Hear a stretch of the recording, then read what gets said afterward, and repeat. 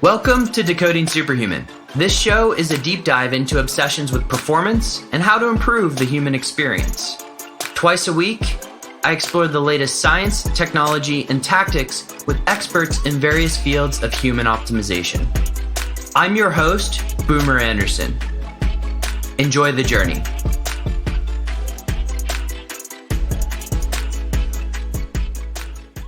Superhumans, it's Boomer Anderson, and we are back. And I just had a conversation with a really good friend, which I luckily recorded. And that friend is Andreas Breitfeld. And if you're unfamiliar with that name, you're going to soon be very familiar with his pants. No, he's not a designer for Levi's or anything like that. He is the head of KTC Lab in Munich, Germany, and has produced what I'm going to go ahead and say it is probably the most comfortable travel pants I've ever had. They help reduce electromagnetic frequencies or electromagnetic radiation, and I enjoy traveling with them so much that I wear them almost on every weekend. We get into a lot in this conversation, including Andreas's background as a frequent traveler, and note that Andreas and I have a very similar background to that respect. We've traveled all over the world, in fact, spending a lot of time on planes, and he shares some of his experiences with that and how it quite literally broke him. And what I loved about this interview is that he opened up quite a bit. Then we go on, of course, into those pants, how they help block EMF, why you may want to purchase them as a frequent traveler, and so much more. The show notes for this one are at decodingsuperhuman.com/KTC Lab. Enjoy my episode with the great Andreas Breitfeld. So right now I have on these amazing pants, and they're probably the most comfortable pants I've ever bought. Well, ever tried on, frankly, at least in the past few years. And, Andreas, I want to thank you for creating those. Yeah, Boomer, thanks from my side, especially for having such a deep look at the pants and testing them, first of all. And yeah, I had the feeling it was necessary to do something about EMF and travels, and what you are seeing is the first result, like the first EMF reducing travel pants created by KTC Lab, which are going to be available. Looking at the date, mid of September, I would say. Beautiful. So by the time this podcast comes out, you may be able to get your hands on these, or it may be a couple of days afterwards. But I want to talk about these pants. But first, Andreas, and because you and I have become good friends over the past few months, had a chance to hang out a little bit in Munich, I would love to get into your background, because you have an interesting background when it comes to both travel stress and how you found biohacking. Can we get a little bit into some of that and just I want to hear more about, because I'm a person who's perpetually or was perpetually jet lagged. What was that like for you? What did that look like? Yeah, that's a tough one. So basically, big question. Let's. I start with the last part, and then we see if I can remember something different. So first of all, yes, my background is or was in communication. So I went through several daily, monthly newspapers, was a fitness editor at Shape magazine roughly 25 years ago, and then moved over into the communication business on the other side of the desk. So I was like a senior partner with a PR agency, and afterwards founded my own business. And I don't know. I always felt like people are dying at home, so you have to get out, and if you don't widen your scope, so things are going to be quite lame and just like one-dimensional. So I made it part of the philosophy of my old business, like the PR agency, to be with the clients and see the clients as much often as possible. And after I started, attracted mainly international brands. So in the old days with snowboarding craze, like I was working for Broaden snowboards in advance, and afterwards we did work with Giro 686 snowboarding apparel and stuff. So I was lots in California after, which was still lame traveling because it was just whatever 8 or 9 times a year. So at this point, jet lag was not a thing. And then all of a sudden, the focus switched to Asia, and China became quite interesting. South Korea became very interesting, and all of a sudden, I ended up with let's say 24 to 36 international flights a year, mostly mostly in economy class, because in communication everything needed to be cheap in these days, and I guess it's still remaining a little bit like that.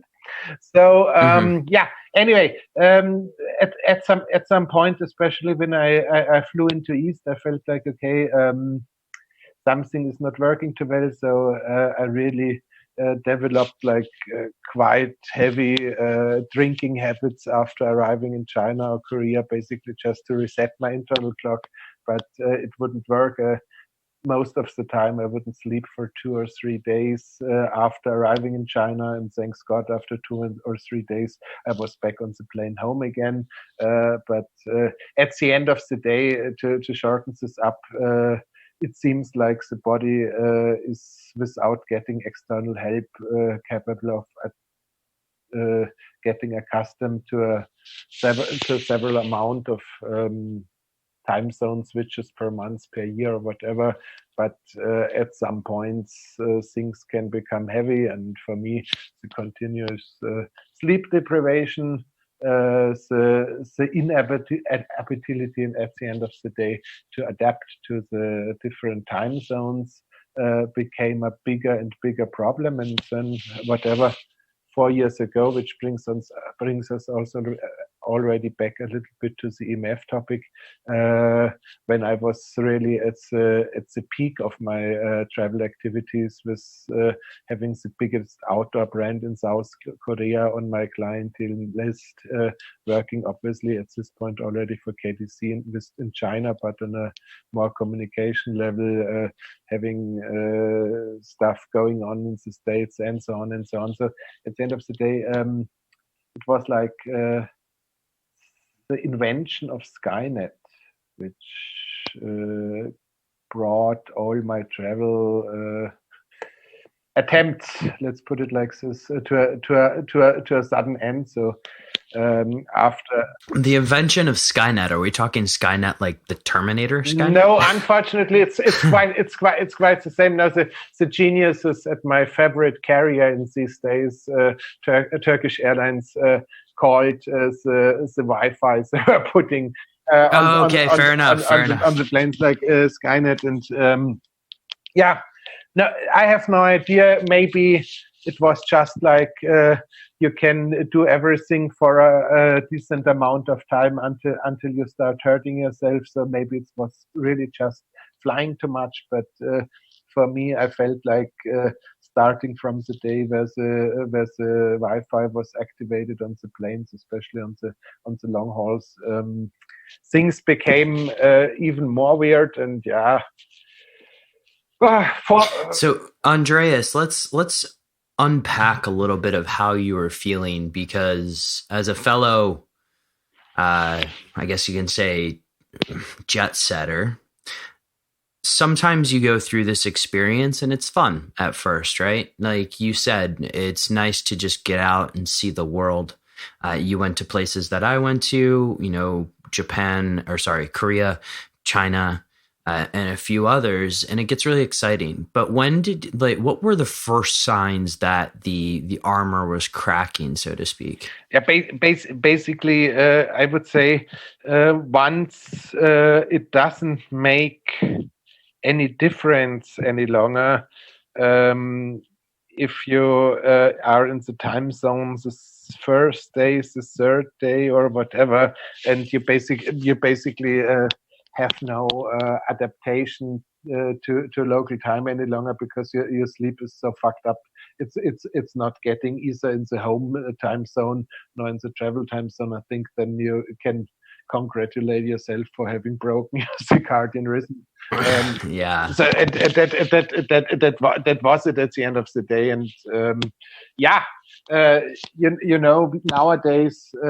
5 years later or so, we all have our nice tracking devices.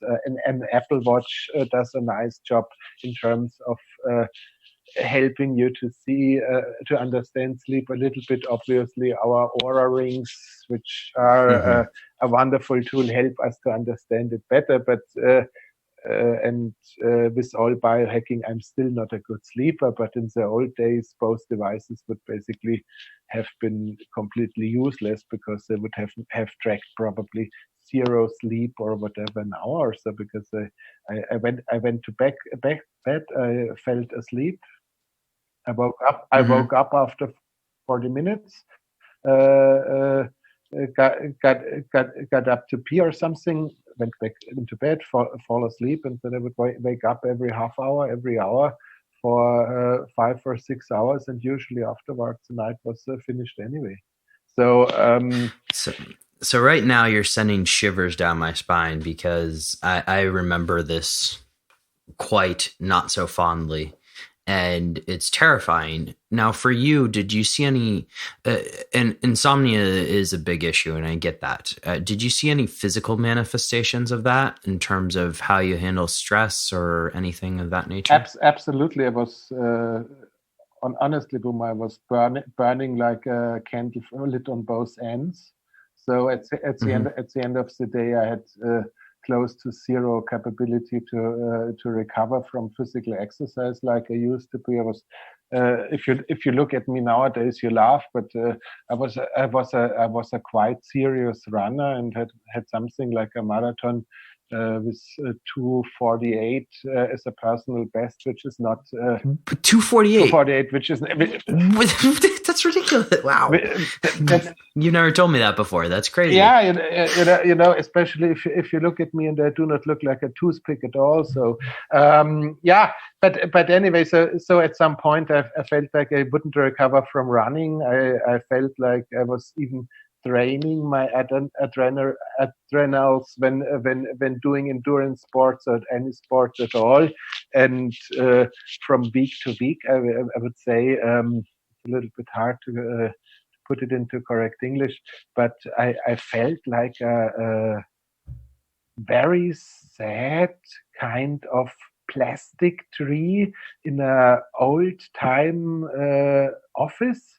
You remember from the old days when we had those plastic dreams in the offices, and the rubber plants, the rubber right? plants, and nobody was willing to take care of them, so they would get more and more dust on the top, and at some point people would throw it away, like the fake plants. So I was feeling like a very, very dusty fake plant. And this really includes everything from the willingness to laugh over the capability of making laugh. Don't force me to go deeper, but there was basically zero hormone production. There was zero fun. There was zero nothing. I was still obviously functioning, I thought at least, but it was really like maybe. There are one or two people I would feel like, okay, I send it over to them, but usually you do not want to wish this for an enemy. So it was really impressive. It was, in my own experience, right? Like there are points, and at the time I didn't have the knowledge nor the tools I do now. But you can say, jet lag, circadian rhythms, or lack thereof. There are times where I thought it just contributed to things like panic attacks and unexplainable, like sweating in the middle of meetings. And I just couldn't figure it out. Did you have incidences like that where you just wanted to either avoid people, or you just found that incidences before that you would have been able to handle no problem, i.e. public speaking, all of a sudden became a severe stressor to you? The good question. Let's dig a little bit into it. Overall, I definitely became more and more, let's call it sociopathic. So avoiding people became something like a survival strategy, which which ended up with weird things like being the owner and CEO of a PR agency, and the agency has a event set up for a client, and one of the few guys who is not attending is the owner of the PR agency because it's a too big amount of people. So stuff like that would definitely happen, but I don't know. At the end of the day. And that's probably also the reason that helped me to get out of the stuff afterwards. Till I would say a few weeks before I really broke down completely. I still had this mentality of getting shit done. So somehow I forced myself to maintain most of the things, like okay, I was still going to a trade show, but I would not speak an opening word when we had like a breakfast set up for press, but I would still attend. So it was all somehow running, but it didn't feel fine any longer. And honestly, my end game scenario was like. Sitting on a beach in Thailand and just realizing the only thing I really want is stop living, which basically is most probably the ultimate panic attack on the one hand side, but on the other hand side, it was like was quite serious, and under slightly different circumstances, maybe you would now have had another guest for your podcast. So and not the well, thank you for sharing that. I mean, look, I always appreciate it when people open up like that, because there is this misconception in the world, and I think we're all responsible for our own destiny, but I think to a certain extent, some of the marketing, social media out there promotes this paradise type life. And for everybody out there, everybody has hard things that they go through. So thank you for sharing. Yeah, and the thing is, when looking at your auditors, at your clientele, looking at the age of the scene, I'm close to turning 50 in some years. So I'm probably one of the old guys, and for me, I have seen my dragons. I maybe have tamed some. Maybe it was necessary to slay some others.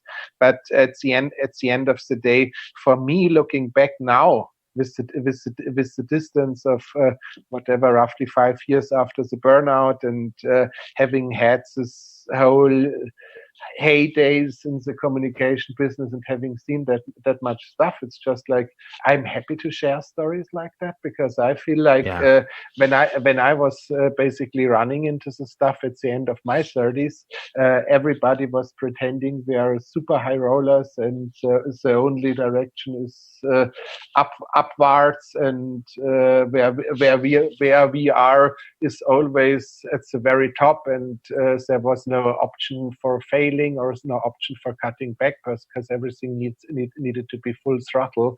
And as you know, with your background, that's really entertaining for a decent amount of time. And yes, it's great to see the world, and it's great if for which reason, whatever, you first end up hanging out in the lounge before the flight and all the stuff.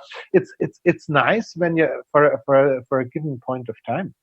But we have to be honest. One of the most interesting ideas, which brings us a little bit into biohacking afterwards, probably, is this thing of managing your resources and seeing this as an act of strength and not an act of how to put it, weakness. Because at the end of the day, it's about achieving your goal and not wasting energy on the way to doing this. Absolutely. So on that, let's talk about a little bit of that managing resources, biohacking, health. What were, call it 3 things that you did to get yourself off the path that you were on? You mentioned there was a wake-up call, but what were kind of 3 actions that you took to get yourself back on the path to where you are today? Yeah, honestly, those have been quite lame. Lame is always worse. Basically, reading was the first, because I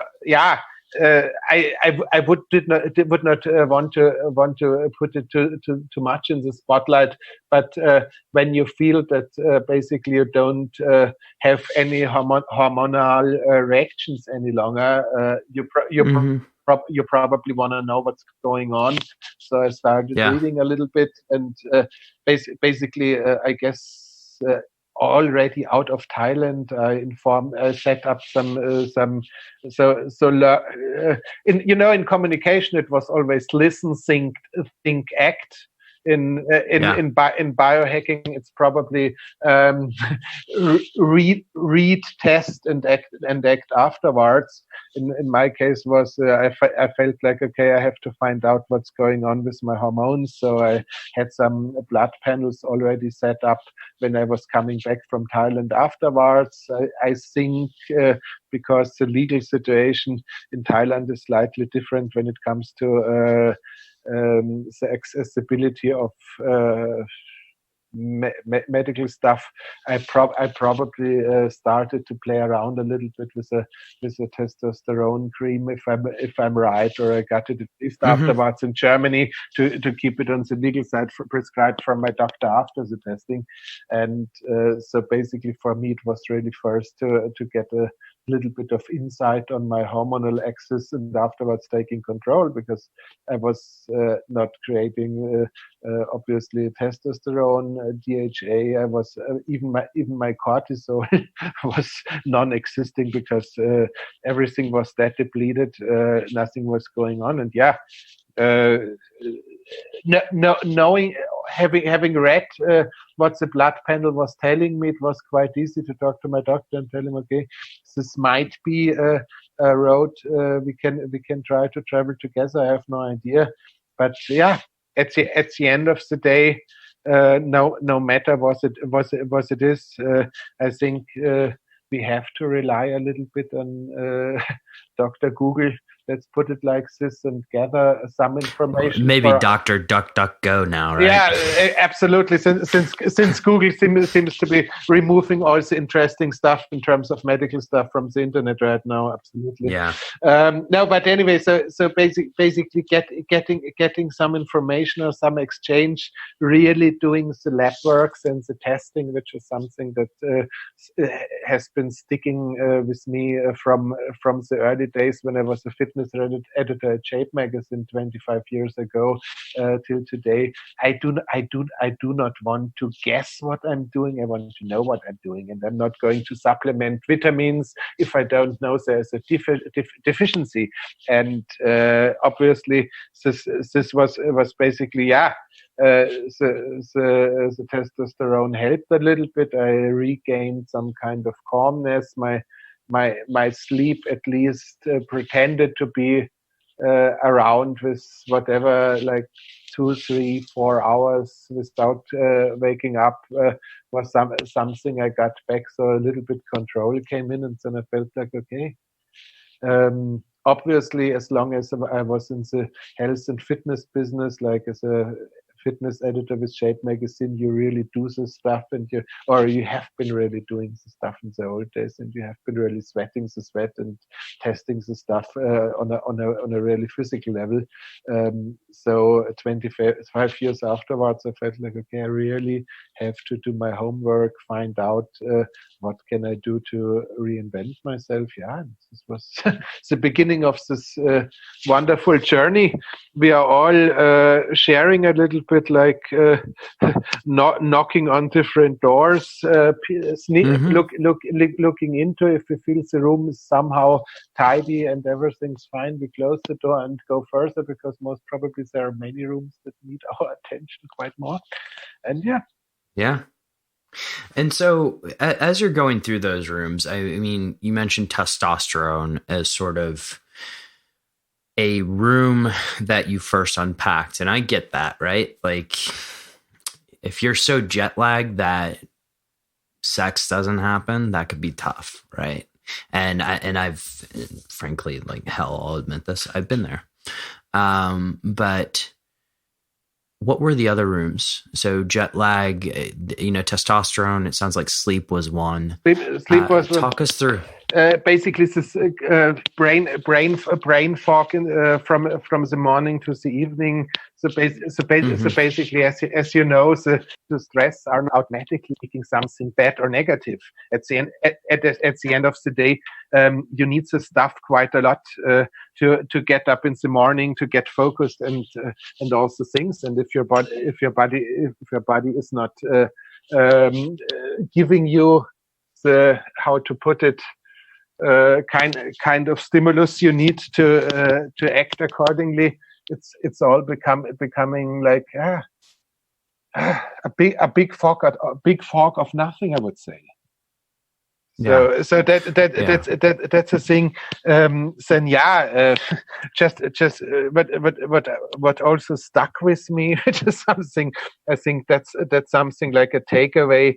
If you find yourself, you want to go for a run, and after you come back, you complain that you just met unfriendly, aggressive people while you were running.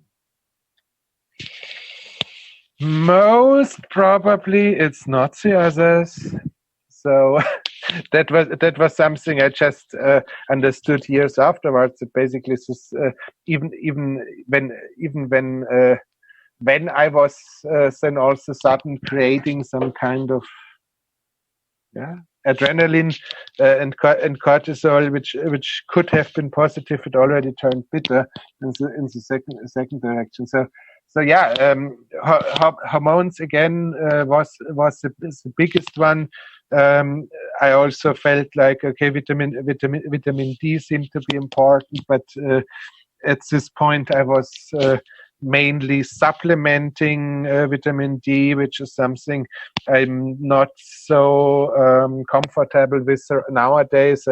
I assume I'm a little bit more on Joe Mercola's side, who now pretends like vitamin D is a marker for a good lifestyle, and in case you're getting the vitamin D by natural sources, probably your life is quite good, but it's probably not something you just swallow down and everything else is automatically fine.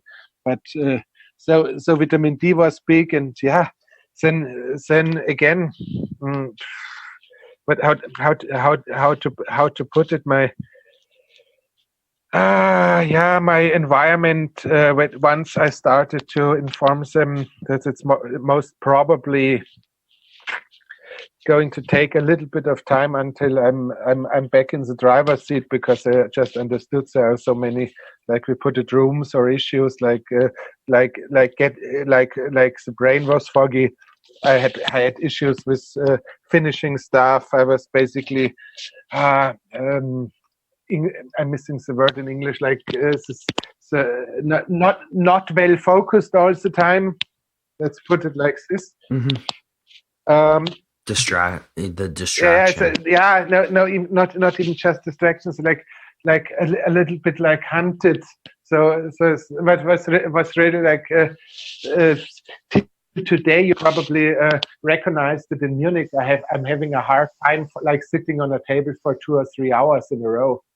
And in the old days, you basically could not make me sit somewhere, because I was always like running around, but without any clue what I was doing. So not the best setup. must admit. So, Andreas, let's talk about where EMF comes into this picture, or EMR. And we've talked about this quite often on the show. And, there are a lot of naysayers out there around the EMF. And I think it has this image of the tinfoil hat, right? How did EMF, or how did your recognition of EMR come into your health journey, as in going back to those doors? First off, let's go back to Skynet and when that came in and what it did to you. And then how did you start to kind of implement strategies to reduce EMF? All right. The sponsor for today's podcast is a member of the toolkit that I use on an almost daily basis to upgrade my state of being, and have used it actually for the past couple of years. The guys over at Neurohacker Collective have done a fantastic job. You've heard me rave about the original stack as well as Qualia Mind on the show. But now I'm so excited because the suite of products has grown. You have Qualia Focus for that near-term bump. You have Qualia Mind Caffeine Free for all my caffeine-sensitive listeners out there. But their latest product, which just came out, is oh so exciting. It's called Eternus, and it's a 38-ingredient formula containing the most researched and premium ingredients on Earth for supporting cellular health. This is key to combating the symptoms of aging. If you want to check out Eternus, Qualia Mind, Focus, or any of the Neurohacker products, go over to neurohacker.com and plug in the code BOOMER. You'll get an additional 15% off your order. Enjoy. First of all, I have to add one more. Sorry, Boomer, I just forgot it, but it's quite important to understand this also for the listeners. So we all have no idea about the average impact of a given amount of EMR or EMF and the exposition. People may vary and results may vary. But for me, in addition to all these horrible stories out of my past, we already discussed, there was also some stuff going on with my digestive system. So I was one of the first guys here in Munich who probably really had this kind of leaky gut that was not so well known at this point, but is something like household knowledge nowadays. And basically, when this started, traditional medicine still would feel like if you had a leaky gut, you would be dying. So I had to check this, and then we also went into heavy metals, and I realized I had incredibly high mercury in the system, and nowadays more and more people out of the realms of feeling a little bit more EMF sensitive seem to have high amounts of heavy metal stored. So that's something. If you are anyway more reacting to EMFs than the people around you, most probably you have some issues with heavy metals in the body. So that was something. Yeah, and the other thing is it affected me basically like. HRV testing was not so popular in these times, but I assume I had more or less no HRV variability anymore, because that was something I really felt like. Usually in a plane, I had my 1 or 2 hours of sleep on a flight from Munich to Hong Kong or something. But afterwards, I was like in this weird kind of awakeness. And again, this is not the story of we are all going to die. We know some mechanisms of action nowadays that contribute to how to put it. Reducing the personal well-being. But yeah, for me, it was just like the last 9 months before I hit my deepest point. The Wi-Fi was on the plane, and the point I always want to make in this is Wi-Fi is not that bad. You probably heard about the findings of is it Professor Martin Paul or is it Dr. Martin Paul from Denmark? And the only effect we know nowadays, like the voltage-gated calcium channels being impacted by the signals and releasing more calcium than necessary or not closing enough. But the weirdest thing in my eyes, the weirdest thing in my eyes was basically not just the Wi-Fi, but also the fact that people, and I guess that's something that's an issue till today, are not just sitting in the plane with whatever sky radiation or however you want to put it, something we can the cosmic radiation, which seems to be somehow manageable to fasting. So that's something you can handle. Then you have support electronics. Then you have the Wi-Fi being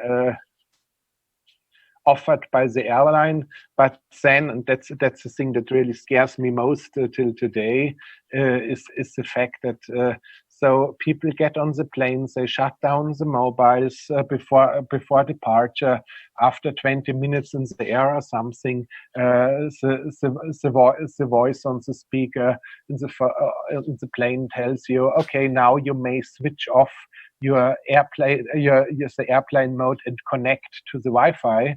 And most of the people who want to use a mobile device, they just turn on the phones again. So you're sitting in a Faraday's cage, which is a plane basically, like in a metal enclosure. You have all the different stuff we just talked about, and in addition, you have whatever on a big machine, 200 to 400 mobile phones trying to find a connect signal on the telecommunication level.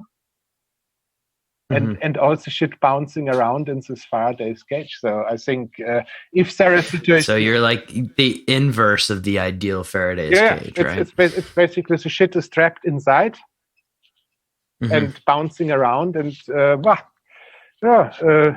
I think we are quite strong as an individuum, and especially also as mankind, and we are adaptable, and it's not a problem to have a stressor here and there, and I think we grow with the stressors. That's all. It's not about avoiding anything, but at some point it's just too much. And you mentioned one of these mechanisms of action, which is those voltage gate calcium channels, and how we can regulate just sort of how much, I guess you can say, calcium goes in and out of the cell, if I have that right. And correct me if I'm wrong, Andreas. And what are some of the effects or like phenotypical expressions of that? So I've heard of brain fog. What are some of the other ones, or maybe some of the ones that you experienced? No, honestly, I could not break it down on this level. So the one thing is obviously, and that's something that I still feel nowadays. Let's put it simple. Even for somebody who is a good sleeper, who has no issues, when everything is fine. With the new tracking devices like the rings and the watches and the stuff, you find out if you sleep in a place with real no high EMF, your heart rate variability the next morning is going to be better. If you sleep in a tent in the nature, your HRV is going to be out of the roof. So somehow this all seems to impact regeneration a lot. And at the end of the day, regeneration is the kind of currency we use to pay for better performance and doing stuff more focused and more effectively afterwards. So that my thing was I did not recover from anything, especially when whatever like similar to your job. So you jump you in the old days. So you jump on the plane, you fly into a different country, in a different in another city. You end up after 12 hours on the plane, standing in front of a bunch of people and doing the presentation why people wanted you to come over, and you just feel lame, unfocused. It's all like it's all like a burden because it is, because you don't recover. But let's talk a little bit about the fabric here, because this is very interesting, and we're coming back to the pants, so full circle now. And these pants, which you gave me and I'm super grateful for, are extremely, extremely comfortable, to the point where now it's the only thing that I'll wear on planes or traveling anywhere. And I just want to understand a little bit about how these work and how they can be so damn comfortable. Because when I originally thought of, EMF pants, I'm thinking of like, how do I have a Faraday cage around my private parts? But walk me through how those work. Yeah. First of all, it's a little bit. I did not obviously invent EMF blocking fabrics, and if we look back, I would say since 10 years there have been some mainly cotton-based constructions around with some ripstop cages with silver or metal yarn implemented that do a quite nice job in terms of blocking EMF. So the technology was somehow already around. Point A. Point B, since my background was so much in sports performance apparel, I had a rough idea about the benefits of a stretchy material in the heydays of the skiing industry. I think one of the biggest innovations were those so-called four-way stretch fabrics that basically allowed people to move in a whatever skiing suit, like in a trainer, because they all of a sudden could move, and I wanted something like this for the travel wear. So we started to look into different constructions with silver and other metals, and we just found out that this monofilament, like this single piece of metal that has been used in the fabric, point A, was eliminating any stretchiness at all. And the other thing we saw is that after a decent amount of washing cycles, the metal pieces just would break, because take any given metal thread or something and just move it back and forth for a decent amount of time, and what you see is the thing is going to break. So we had to find a solution how to create a stretchable metal core, which is basically something. Yeah, if you how to explain it? It's somehow usually you use just one piece, and we do something different. We have a stretchable core, and then we wrap the silver around, which helped a lot, and also the surrounding material, getting rid of the cotton, which has a lot of benefits in terms of breathability and stuff like this, and getting into a real stretch material allowed me basically to make the pitch for the apparel, because we found we have something that's super stretchy, that's still shielding the high EMF on a quite decent level, and then the rest was quite simple, because having been in the field for a long time, I had an idea on what do we need to do some pants? There's something else. EMF seems to be systemic, so when it comes to stuff like protecting some very special male body parts by protecting the family jewels, right? Exactly.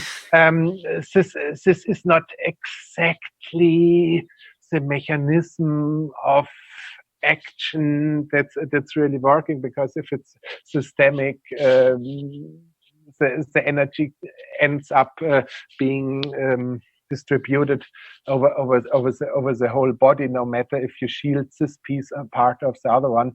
The only thing you can do is reducing the overall amount of the overall amount of body, if I may put it in this stupid English, that's exposed. And so the first thing was what do we do afterwards? The pant seemed to be obvious, because I was also like in the protecting of the crown jewels family a little bit. And the other thing is, and that's something I really have to be clear about, I do not believe with the quite limited amount of real scientific knowledge we have in these days. I'm not a fan of trying to shield the whole body at all, because at the end of the day, something may be still coming in, and then it's entrapped in a kind of Faraday's cage, and in between is your body. So I never wanted to create something like an overall that's shielding 95% of the body. I felt like 60%, 70% of the body is something I want to go for, but I would not try to shield everything as long as it's not 100% clear. That's it. Whatever you want to call it, is not going to create bigger problems afterwards. So yeah, and based on the stuff, I talked to KTC, which is nowadays my employer and boss, and presented them the findings. They knew my story because I was the communication manager with the company before I ran into the burnout, and so they supported me a little bit. We got some prototypes, did some more testing, and felt like, yeah, maybe we are on something. And then it was 2.5 years ago, or basically 3 years ago, when I went to Iceland to my first biohacking conference with the first prototype of the pants, and started to talk with some people. One of the first was Ben Greenfield, and presented them a little bit my pitch and my idea. And the feedback was really super positive. And then a few months later in Helsinki at the Biohacker Summit, I had a first back with some prototypes, and was lucky enough to have Ben and Bob Qualia, Quantified Bob, as my Bob Troyer, sorry, Quantified Bob as my first two Genia picks in terms of testing. And from this we gathered some feedback. We did the first improvements on the silver. So we had to increase a little bit of the thickness, and afterwards got some results from the testing. And I really have to give a big thumbs up to Bob Troyer at this point, because he was so super helpful conducting all the tests in New York and sending the videos and the data. So he was really important for me feeling confident about what we're doing, because the one thing you get is the evaluation sheets from the suppliers, but the other thing is when you get the real testing and in real situations from real human beings who are not making money because they are testing or looking into it, and this was super helpful. So yeah, we had the plans.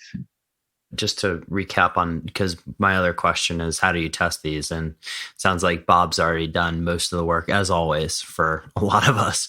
I know I've borrowed from a lot of Bob's experiments in the past, but just Bob, I'm not sure if those videos are public, but just in terms of how he tested it, do you mind just walking through some of the things that he did? Yeah. So basically, his approach was quite simple.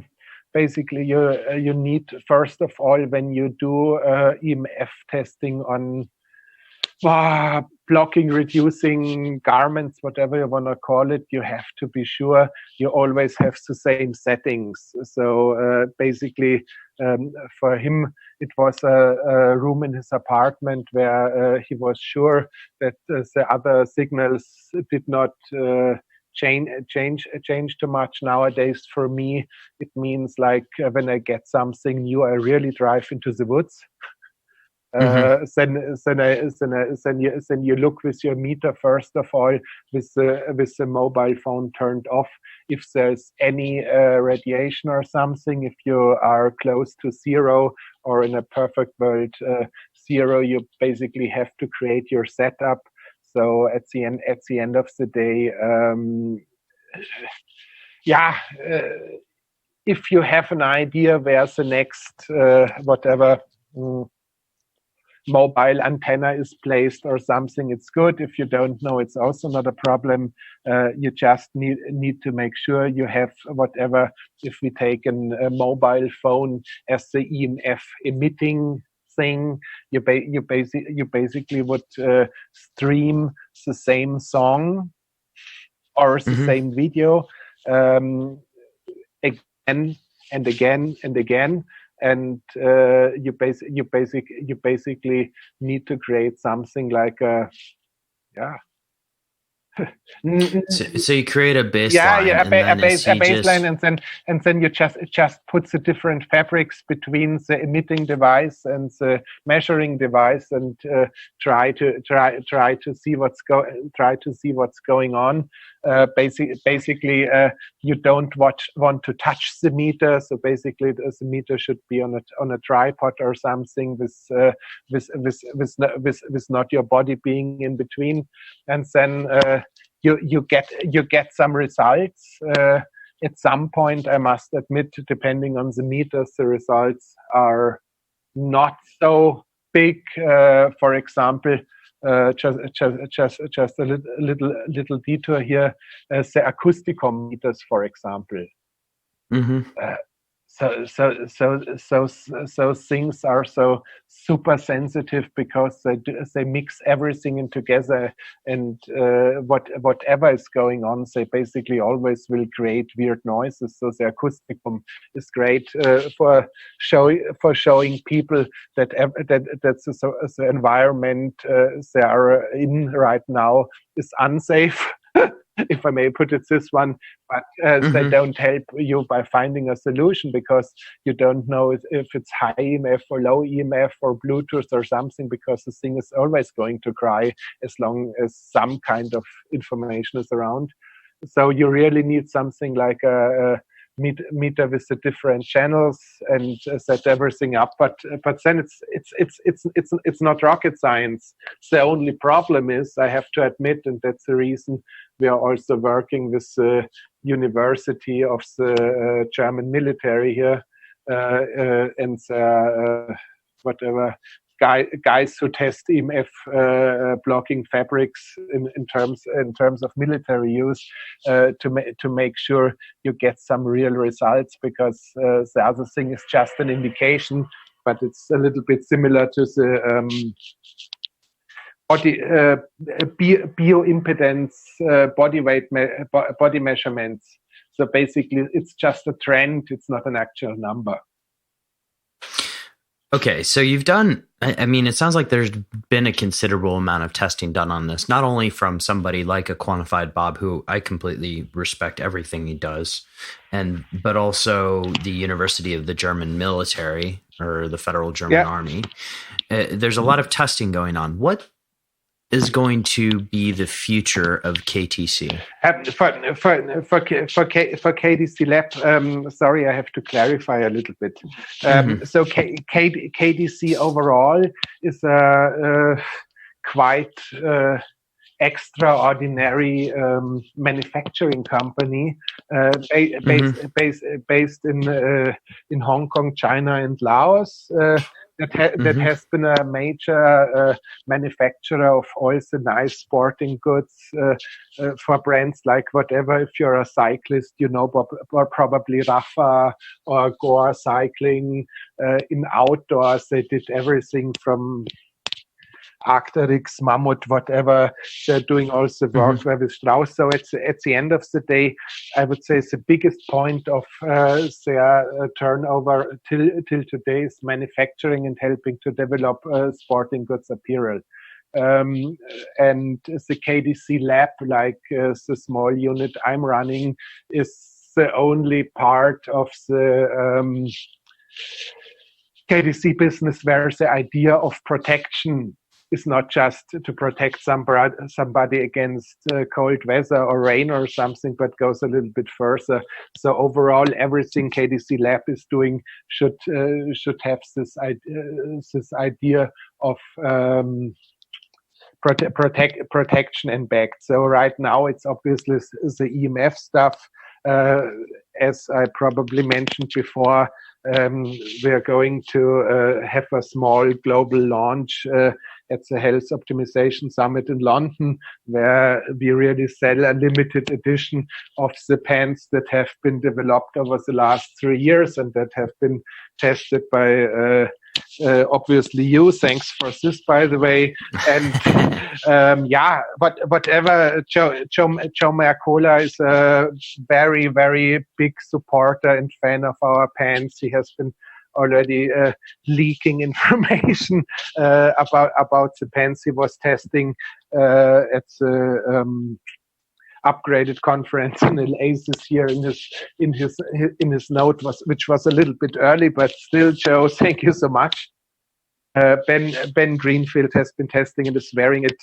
Luke Story is another guy who is sharing our let's call it travel history. Who has been very supportive. The guys from Primal Hacker, Tadeusz On, and especially Todd Chipman, who was like helping a lot to move on. So it's basically most of the names the two of us know in the realms of biohacking have been testing the pants and are wearing them. So what we have now is a very nice and quite well developed men's pant. And looking from this, the next thing is to move over to a unisex pant, which is something I was dreaming about all the time, to have more or less the same kind of clothing for men and women. Andreas, I want to thank you again for coming on and being, well, frankly, so damn open. I always love it when a guest, especially someone who I know as well as you, is willing to share their background story. So thank you for coming on. Thank you for creating these epic travel pants and things that I wear. Frankly, I wear them all the time. So I really appreciate it, Andreas. Thank you for coming on the show. To all the superhumans listening out there, the show notes for this one are going to be at decodingsuperhuman.com/KTC Lab. Have an absolutely epic day, and thank you for listening. So it's rare that a guest comes on and shares so much about his background with me. So much I didn't know about Andreas. And I'm grateful for him coming on the show and sharing his background, but also using his background to produce something quite amazing. If you want to check out all of these goodies that Andreas mentions, not to mention all of the people that he brought up, we're going to link to all of it in the show notes. It's at decodingsuperhuman.com/KTC Lab. And if you enjoyed this show, share it with a friend. And if you really enjoyed this show, head on over to iTunes and leave us a 5-star rating. Every rating absolutely helps. Superhumans, have an absolutely, I said absolutely twice now, have an epic day.